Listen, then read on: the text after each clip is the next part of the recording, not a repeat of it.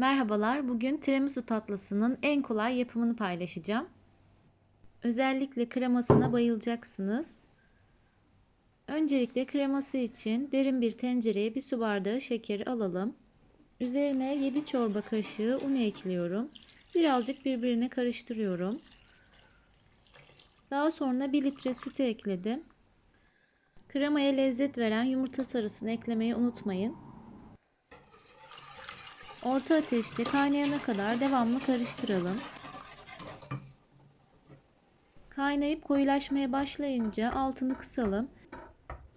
Kremanın dokusunu zaten videoda görüyorsunuz. Gerçekten çok güzel kadifemsi bir krema oluyor. 2 dakika daha kaynattıktan sonra 1 çay kaşığı şekerli vanilin ekliyorum. Altını kapatıp birazcık daha karıştırıp soğumaya bırakıyorum. Videoyu alamamışım. Üzerine streç filmle kapatırsak daha güzel soğuyacaktır. Hem de üst katmanının kurumasını önlemiş oluruz. Krema soğurken biz de tatlımızın kekini hazırlayalım. Bunun için 4 adet yumurtayı derin bir kaba alıyorum. Üzerine 1 su bardağı toz şeker ekliyorum. Mikser yardımıyla 5 dakika boyunca aralıksız çırpalım.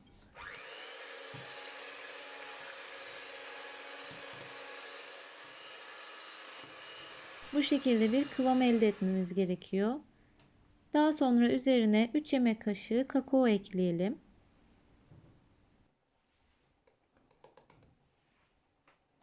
Daha sonra 1 su bardağı un ekliyorum.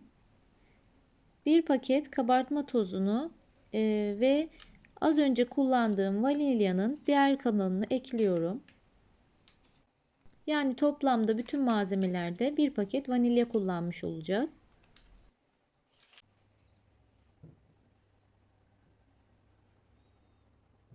Spatula yardımıyla videodaki gibi soldan sağa çevirerek bütün harcı karıştırıyorum. Evinizde bulunan uygun bir kek kalıbına kek harcımızı aktaralım. Ben dikdörtgen şekilde kelepçeli bir kalıp kullandım. Ayarlanabilen.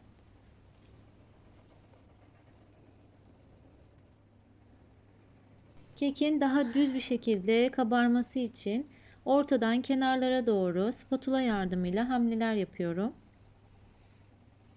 Önceden ısıtılmış 180 derece fırında kekimizi pişirelim. Tabii ki tiramisu'nun olmazsa olmazı sosumuzu hazırlayalım. Uygun bir kaba 3 tatlı kaşığı toz şekeri ekliyorum. Üzerine 2 tatlı kaşığı granül kahve ekliyorum.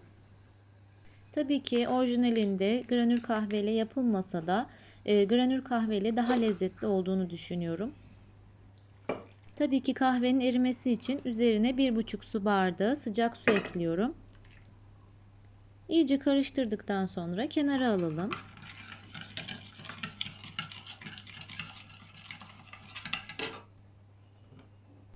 Evet, kekimiz de pişti. Gördüğünüz gibi nefis görünüyor.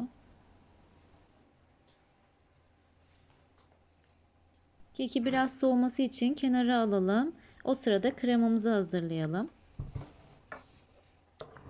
Krema soğurken bu şekilde katılaşabilir ama üzerini kapattığımız için kabuklanma olmadı. Sadece biraz mikserle çırpmamız gerekiyor.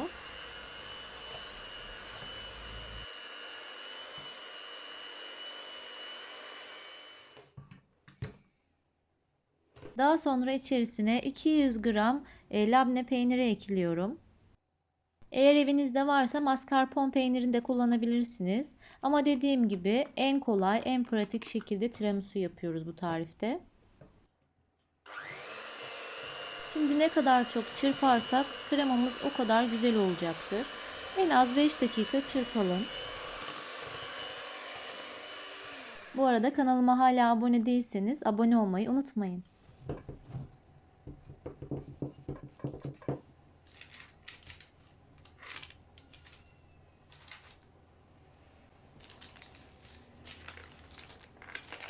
Eşit şekilde kabarmış harika bir kakaolu pandispanyamız oluyor.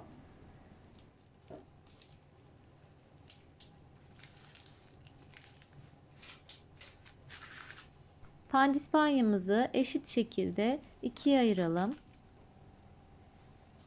Böyle işler yaparken genelde derler ki dostunu düşmanını ayırt edemiyor. Hani eşit bir şekilde yapamadığımız zaman.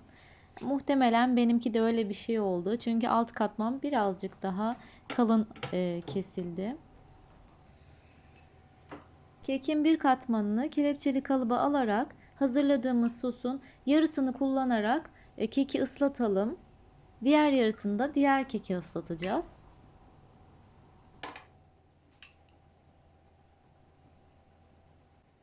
Kremamızın da muhteşemliğini görüyorsunuz. Gerçekten kadifemsi, çok güzel, çok aşırı lezzetli bir krema. Pastalarınızda da, diğer tatlı tariflerinizde de bu kremayı kullanabilirsiniz. Kaydetmeyi unutmayın. Bu gibi pastaya benzer tatlılarda en alt tabanı en üst katmana koyarsak daha düz bir şekil elde ederiz. Tatlımız daha düzgün olacaktır.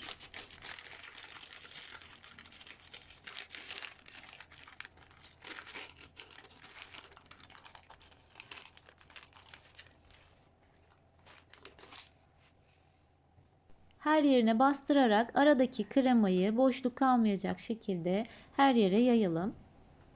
Geriye kalan hazırladığımız sosu keki ıslatalım. Streç filmle üzerini kapatıp en az 2 saat, varsa vaktiniz bir gece buzdolabında dinlendirelim. Bu arada diğer sosyal medya adreslerinden de desteklerinizi bekliyorum. Şimdiden teşekkür ederim.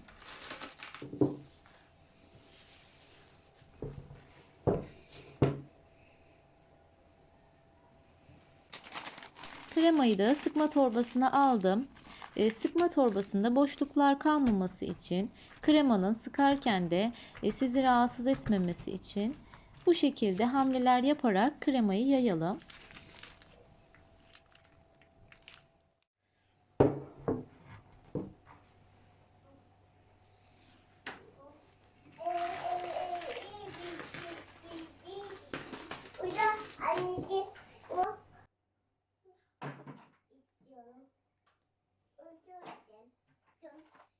Dilerseniz tiramisu tatlısının üzerine kremayı düz bir şekilde yayabilirsiniz. Ama ben bu şekilde görünmesini daha çok seviyorum. Minik bezeler halinde kremayı sıkalım tatlının üzerine.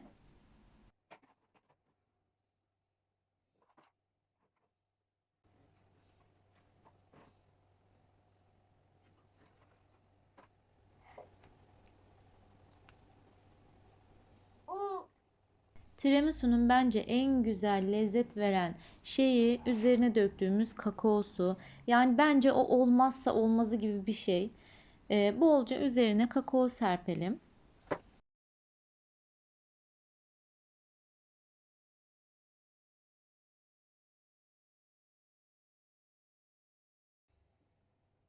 Evet, tatlımız hazır. Gerçekten çok güzel oluyor. Kreması, şeker oranı, her şeyi harika. Kesinlikle denemelisiniz. Tatlımın şekline uygun tabağım olmadığı için bu şekilde borcam kullandım.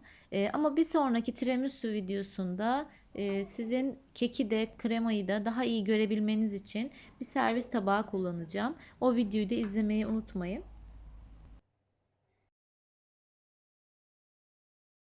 Ve böyle tatlılar gerçekten bekledikçe daha güzel oluyor. Buzdolabında güzel üzeri kapalı muhafaza ederseniz 2 gün 3 gün sonra daha hazır pastanelerden alınan tatlılar gibi olacaktır.